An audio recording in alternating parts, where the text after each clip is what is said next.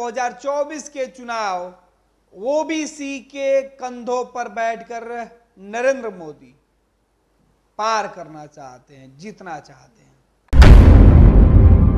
बिहार में तो चुनाव की सुगबुगाहट होने के पहले ही सहयोगी बदल दिए गए। अगर ओबीसी यानी पिछड़ी जातियां अगली जातियों के साथ थोड़ा सा भी बीजेपी को सपोर्ट कर देती हैं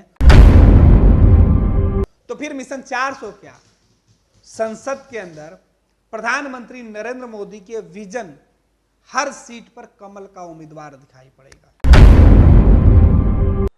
दरी पर सोने का जमाना था, तब भी साथ काम करते थे। और मनोहर लाल जी के पास एक मोटरसाइकिल रहती थी, तो वो मोटरसाइकिल चलाते थे, मैं पीछे बैठता था। नकली ओबीसी क्या बोल गए राहुल कि प्रधानमंत्री नरेंद्र मोदी असली ओबीसी होने का सर्टिफिकेट पूरे देश में बांटना शुरू कर चुके हैं। दरअसल 2024 के चुनाव ओबीसी के कंधों पर बैठकर नरेंद्र मोदी पार करना चाहते हैं, जीतना चाहते हैं। यही वजह है कि ओबीसी को जातिगत जनगणना कराने के मुद्दे पर या जातिगत गणना कराने के मुद्दे पर हाथ खड़ा करने वाले प्रधानमंत्री नरेंद्र मोदी देश में जातियों की गिनती नहीं करना चाहते हैं, क्योंकि वह जाति को नहीं मानते हैं। लेकिन नकली ओबीसी कहे जाने के बाद ओबीसी को पूरे देश में घुमाना, ओबीसी को चेहरा बनाना प्रधानमंत्री नरेंद्र मोदी की बड़ी सोच बनती जा रही है। और ओबीसी को बड़ा कद देने के लिए नरेंद्र मोदी और पूरी भाजपा अपने ही नेताओं को कुर्सी से उठाकर उनको उनकी हैसियत बताने में जुटी हुई है। दशकों की यारी मिनटों में टूट जाती है। कल जिनके कंधों के सहारे लड़खड़ाते हुए कदमों को संवारने का, सहारा देने का दावा कर रहे थे, आज उसी साथी को पीछे से खंजर भोंक दिया। दरअसल गुजरात के अंदर एक वक्त था कि मुख्यमंत्री बदल दिए गए थे चुनाव के पहले। मध्य प्रदेश के अंदर चुनाव जीतने के बाद मुख्यमंत्री बदल दिए गए और हरियाणा में चुनाव लड़ने के लिए मुख्यमंत्री बदल दिए गए। अब यूपी की बारी है। बिहार में तो चुनाव की सुगबुगाहट होने के पहले ही सहयोगी बदल दिए गए। दरअसल देश के अंदर जो हालात बने हुए हैं, ऐसे में राहुल गांधी ने एक बयान दिया प्रधानमंत्री नरेंद्र मोदी को लेकर कि नरेंद्र मोदी नकली ओबीसी हैं। वो ओबीसी थे नहीं, बल्कि ओबीसी बन गए हैं। फिर क्या था? प्रधानमंत्री नरेंद्र मोदी और पूरे भाजपा को लगा कि देश में 2024 का जो चुनाव होने वाला है, अगर इस चुनाव में ओबीसी का साथ नहीं रहा तो हालात बड़े खराब हो जाएंगे, क्योंकि नाराजगी जो है वो अगड़ी जातियों में है, तो पिछड़ी जातियों का साथ चाहिए। दरअसल पिछड़ी जातियों का ही वोट सबसे मजबूत है। अगड़ी जाति तो साथ में है ही, जो नाराज है उनको भी मना लिया जाए। मध्य प्रदेश के अंदर ओबीसी चेहरे पर बड़ा दाव लगाया गया। मोहन यादव को मुख्यमंत्री बनाया गया, लेकिन शिवराज सिंह चौहान कौन पर आए थे? वो भी तो वही थे। लेकिन शिवराज सिंह चौहान को हटाकर एक तेज तरार ओबीसी को सामने लाया गया, जिसका असर केवल मध्य प्रदेश में ही नहीं बल्कि कई राज्यों में पड़े। यही है कि मोहन यादव को मध्य प्रदेश की कमान सौंपकर पूरे देश में घुमाने का प्लान सेट हुआ। बिहार में यादव महाकुंभ, उत्तर प्रदेश में यादव महाजनसभा, और ऐसे जगह पर जहां बीजेपी का अपना मुख्यमंत्री हो। योगी आदित्यनाथ हिंदुत्व का चेहरा लिए सबसे बड़े वरिष्ठ मुख्यमंत्रियों में शामिल, उनके राज्य में यादवों के लिए महाकुंभ और कहा जाता है कि यादवों के लिए यादव महासभा, यादव महाकुंभ वैसे राज्य में जहां दो दो तीन तीन बार यादव मुख्यमंत्री रहा है और उस प्रदेश के, देश के सबसे बड़े प्रदेश के दो दो बार यादव नेता बीजेपी से हारने वाला है, उस प्रदेश में योगी आदित्यनाथ वाले उत्तर प्रदेश में मोहन यादव यादव महासभा करते हैं, अखिलेश यादव के खिलाफ यादवों को गोलबंद करते हैं, ओबीसी को गोलबंद करते हैं। लेकिन हरियाणा पहुंचते पहुंचते बात इधर हो जाती है, इधर ओबीसी के साथ साथ जाटों पर नजर होती है। जाट जो थे वो नाराज थे। खट्टर जो आए, जो उस वक्त हरियाणा के 2 दशकों से मुख्यमंत्री थे, वो लगातार काम कर रहे थे, कह रहे थे कि नरेंद्र मोदी के साथ अच्छी दोस्ती है। एक दिन पहले 12 मार्च को हरियाणा की सरकार बदल दी गई और 11 मार्च को प्रधानमंत्री नरेंद्र मोदी उसी सरकार के मुखिया मनोहर लाल खट्टर की जमकर तारीफ कर रहे थे। उनके साथ जो काम हो रहा था उसकी तारीफ में कह रहे थे कि खट्टर के साथ पुराने संबंध है। हालांकि गुजरात के अंदर भी प्रधानमंत्री नरेंद्र मोदी भी एक दिन पहले यही बात कहकर आए थे और वहां के मुख्यमंत्री की कुर्सी अगले दिन बदल गई थी। और गुजरात में वही बात हुई कि कुर्सी बदली तो लोगों ने कहा कि मुख्यमंत्री के चेहरे से लोग नाराज थे। चुनाव के वक्त अगर यही मुख्यमंत्री होते तो शायद रिजल्ट खिलाफ में आता। हरियाणा के अंदर भी कमोबेश यही हुआ। प्रधानमंत्री नरेंद्र मोदी 11 मार्च को कार्यक्रम में पहुंचते हैं, बड़ी कार्यक्रम होती है, जनसभा होती है, सरकारी कामों का ढिढोरा पीटा जाता है और खट्टर से दोस्ती की कहानी याद दिलाई जाती है। मंच पर खट्टर बैठे मुस्कुरा रहे होते हैं कि प्रधानमंत्री के साथ उनकी याराना कितनी पुरानी है। लेकिन सियासत में कब दोस्तों को दुश्मन बना दिया जाता है, कब दोस्तों को कहा जाता है ना कि दोस्त का कत्ल कर दिया जाए और उन्हें पता तक नहीं चले। यही तो सियासत का रंग है, जो कभी अपनों पर चढ़ता है तो कभी गैरों को रंगीन कर देता है। लेकिन दोस्ती बरकरार रहे, यह वादा, यह भरोसा प्रधानमंत्री गिना रहे थे।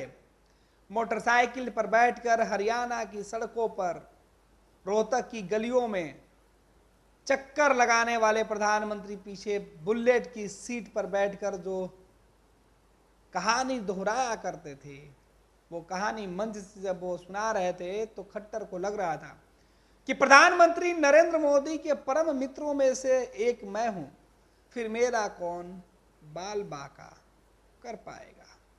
लेकिन खट्टर को यह पता नहीं था कि 24 घंटे भी नहीं गुजरेंगे और खट्टर मुख्यमंत्री से पूर्व मुख्यमंत्री हो जाएंगे। और हुआ।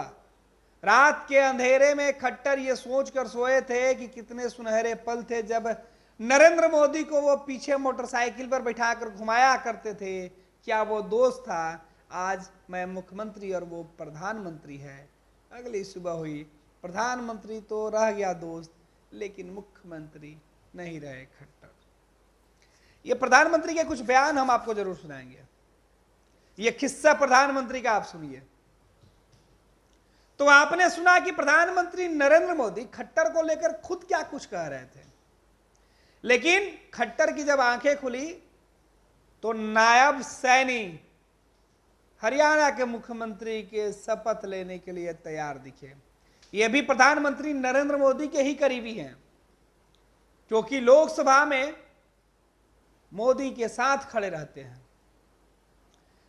दुष्यंत चौटाला को रातों रात बाहर करने का फैसला लिया गया और ये वही दुष्यंत चौटाला हैं जिन्होंने हरियाणा के जाटों को एकजुट करके नरेंद्र मोदी और बीजेपी के खिलाफ चुनाव लड़ा और चुनाव जीतते ही बीजेपी के साथ आ गए। अब चुनाव लड़ना था। बीजेपी के खुफिया तंत्रों ने यह रिपोर्ट दी कि पिछले बार जो बातें कही गई थी वो हुआ नहीं, इस बार अगर साथ लेकर चलेंगे तो नुकसान होगा, लिहाजा सहयोगी का साथ छोड़ दिया जाए, चुनाव में सबको अलग अलग लड़ाकर बीजेपी अपने लिए बढ़िया घर बना ले। जाट अलग लड़ेंगे, कांग्रेस अलग लड़ेगी, चौटाला अलग लड़ेंगे, फिर क्या होगा? बीजेपी का रास्ता आसान हो जाएगा। लेकिन हरियाणा के अंदर जो सरकार बदली है वो कहानी केवल एक दिन की नहीं है, ये शुरुआत है बीजेपी के डर का। भाजपा को डर था कि 370 सीटें कैसे हासिल किया जाएगा, हालात अगर यही रहे तो। देश भर में हालात बदल रहे थे, बीजेपी को झटका लग रहा था, विकेट गिरने की शुरुआत हो चुकी थी। नरेंद्र मोदी को लग रहा था कि इस बार रास्ता आसान नहीं है, 400 का पार कह तो दिए हैं पर होगा कैसे। लिहाजा अपने ही पार्टी की सरकार को, अपने ही चुने हुए मुख्यमंत्री को कुर्सी से उतारकर फिर नए सिरे से मुख्यमंत्री बनाना। लौट के आते हैं शुरुआत जहां हमने की थी ओबीसी पर, कि आखिर देश के लिए, बीजेपी के लिए ओबीसी जरूरी क्यों है। बीजेपी नरेंद्र मोदी के लिए, पूरे भाजपा के लिए ओबीसी की जरूरत आखिर ऐसे क्यों आन पड़ी जिनके बगैर सत्ता में नहीं रहा जा सकता है। दरअसल देश में दो धड़ा है, एक अगड़ी जातियों का, दूसरा पिछड़ी जातियों का। और पिछड़ी जातियों में ही अत्यंत पिछड़ी जातियां या उससे भी पिछड़ी जातियां हैं।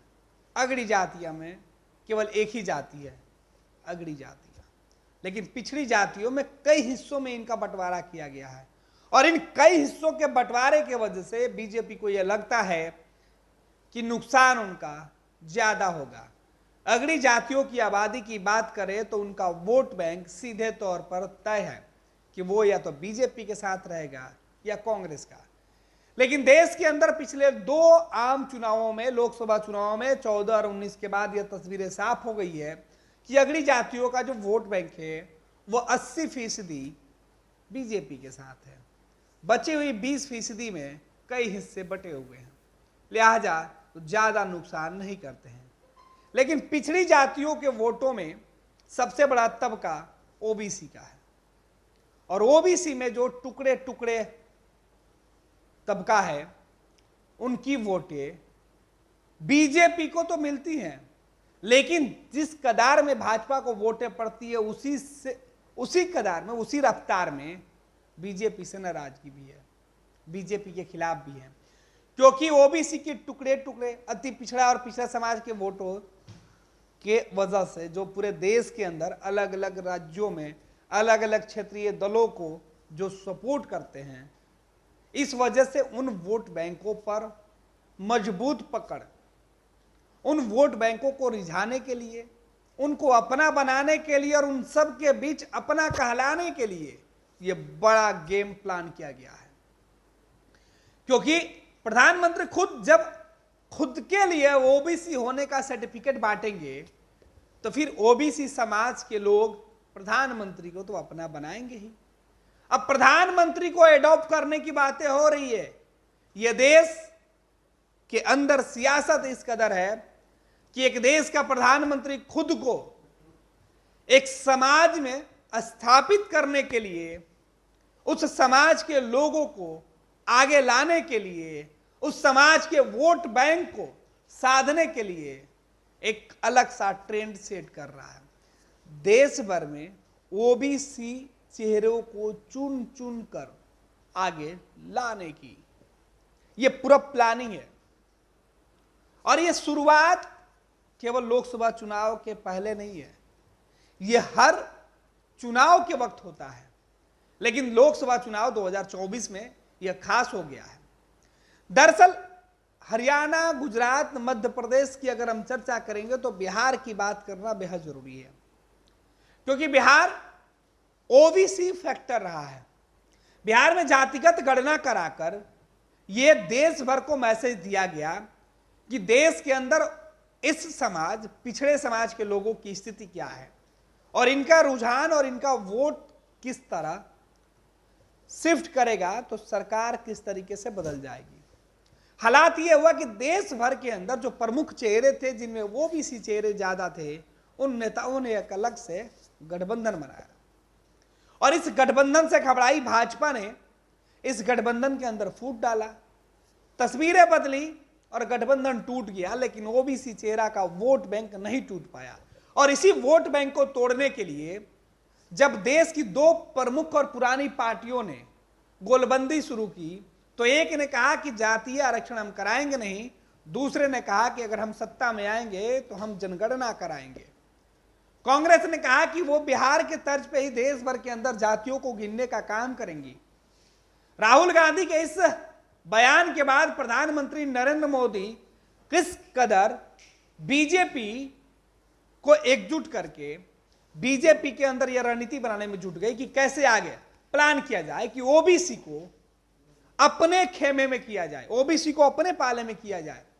ओबीसी वोट बैंक जो देश के अंदर एक सबसे बड़ा तबका है वोटों के समूहों का, जिनमें अलग अलग जातियों के अलग अलग नेता शामिल है, अलग अलग राज्यों के अंदर अलग अलग स्थितियां हैं, उन सभी को कैसे एकजुट करके 2024 में 400 के मिशन को पार किया जाए, कैसे मिशन 400 जीता जाए, कैसे 400 सीटें संसद के अंदर रखी जाए।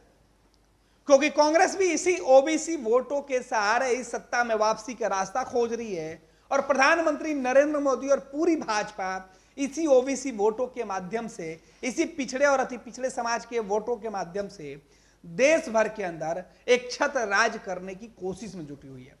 दरअसल अगड़ी जाति के वोटों की बात करें तो अगड़ी जाति के जो नेता हैं वो अमूमन 80% से ज्यादा भाजपा के साथ खड़े हैं, लिहाजा भाजपा को चिंता नहीं है। लेकिन पिछड़ी और अति पिछड़ी जातियों के वोटरों के बीच अलग अलग नेता हैं और इन अलग अलग नेताओं के पास अलग अलग पार्टियां हैं और इन पार्टियों के पास अलग अलग वोटर है और हर वोटर की अलग अलग मिजाज है, जिनको इकट्ठा करने की यह पूरी रणनीति थी। और यही वजह है कि अब हरियाणा के अंदर जो चेहरे लाए गए हैं वो ओबीसी समाज से आए हैं और आखिरकार प्रधानमंत्री और पूरे बीजेपी को ओबीसी ही चेहरा क्यों? और जब आपने मुख्यमंत्री बदल दिया, आपने हरियाणा के मुख्यमंत्री रहते हुए मनोहर लाल खट्टर को आपने सत्ता से बाहर किया, तो जब दूसरा चेहरा आपने नायब सैनी को लाया तो आपने यह मैसेज क्यों दिया कि वो ओबीसी है? देश भर के अंदर यह मैसेज शुरू हो गया कि ओबीसी को प्रधानमंत्री नरेंद्र मोदी और बीजेपी ने हरियाणा का जिम्मेवारी सौंपा है। हरियाणा का अगला मुख्यमंत्री ओबीसी समाज से आता है, जबकि हरियाणा के अंदर जाटों का अलग नाराजगी है, गुज्जर अलग है और ओबीसी वोट बैंक जो नाराज है।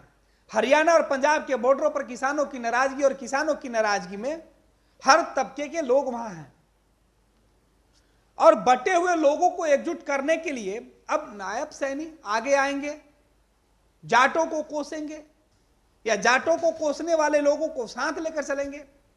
ओबीसी चेहरे के दम पर देश भर में अब नायब सैनी को घुमाया जाएगा। पहले मोहन यादव को घुमाया गया।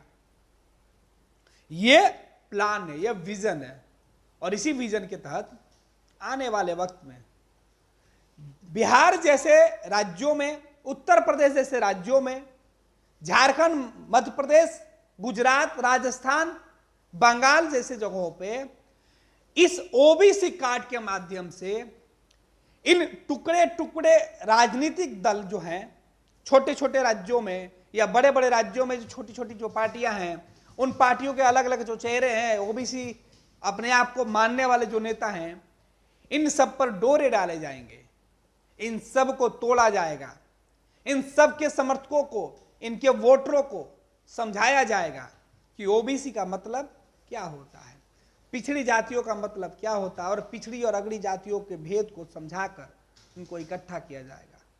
और यही प्लान बीजेपी का है कि इस चुनाव में कैसे रणनीति सेट हो। अगर ओबीसी यानी पिछड़ी जातियां अगड़ी जातियों के साथ थोड़ा सा भी बीजेपी को सपोर्ट कर देती हैं तो फिर मिशन 400 क्या, संसद के अंदर प्रधानमंत्री नरेंद्र मोदी के विजन हर सीट पर कमल का उम्मीदवार दिखाई पड़ेगा। और इसी प्लान के तहत, इसी सोच के तहत, इसी विजन के तहत देश भर में पिछड़ी जातियों को साधने की अंतिम कोशिश में प्रधानमंत्री नरेंद्र मोदी और उनके चाणक्य लगे हुए हैं। प्रधानमंत्री नरेंद्र मोदी के रणनीतिकारों ने बता दिया है कि अगर 70 पार करना है, 400 के पार जाना है, तो आपको यह तय करना होगा कि आपके साथ कौन है। जो आपके हैं वो आपके रहेंगे, जो आपके नहीं है उनको अपना बनाना होगा। और प्रधानमंत्री और बीजेपी के इस फैसले से केवल हरियाणा के अंदर ही नहीं बल्कि देश के अंदर तस्वीरें बदलेंगी। कई नेताओं का कद छोटा हो जाएगा, कई के पैरों के नीचे से जमीन खिसक जाएगी, कई लोगों को राजनीतिक चैप्टर क्लोज हो जाएगा। यह पूरा प्लान है। उत्तर प्रदेश में अखिलेश यादव, दूसरे जो पिछड़ी जातियों के जो नेता हैं, खुद को हिमायती बनने के जो दावा करते हैं, मायावती हो, बिहार के अंदर लालू प्रसाद यादव और तेजस्वी यादव हो, नीतीश कुमार हो, इन सभी नेताओं का चैप्टर क्लोज करने की पूरी कहानी है। एक मुख्यमंत्री का चेहरा नहीं बल्कि कई राज्यों के मुख्यमंत्री बदलने की यह कहानी है। पैनोरमा ग्रुप, जो सोचता है वो करता है। ये लो मुंह मीठा करो, आज मैंने अपना जॉब छोड़ दिया, अब हम पूर्णिया वापस जाएंगे। जॉब छोड़ दिया है? मतलब ये घर कैसे चलेगा? हम करेंगे क्या? और माँ बाबूजी क्या बोलेंगे? इसलिए मैं एक और मिठाई का डब्बा लाया। अपने बिजनेस के लिए लोन अप्रूव हो गया। अरे लोन अप्रूव हो गया वो तो ठीक है, लेकिन पूर्णिया में हम रहेंगे कहाँ? अपना घर भी तो नहीं है वहां। इसलिए तो एक और मिठाई का डब्बा अलग से लाया हूं। हमने पूर्णिया में घर ले लिया है, पूर्णिया के ई होम्स पैनोरमा में। पूर्णिया में पैनोरमा ग्रुप लेकर आए हैं ई होम्स पैनोरमा।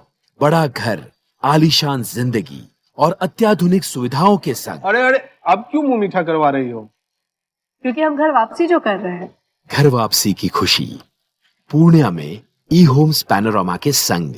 ई Homes Panorama, luxurious lifestyle redefined.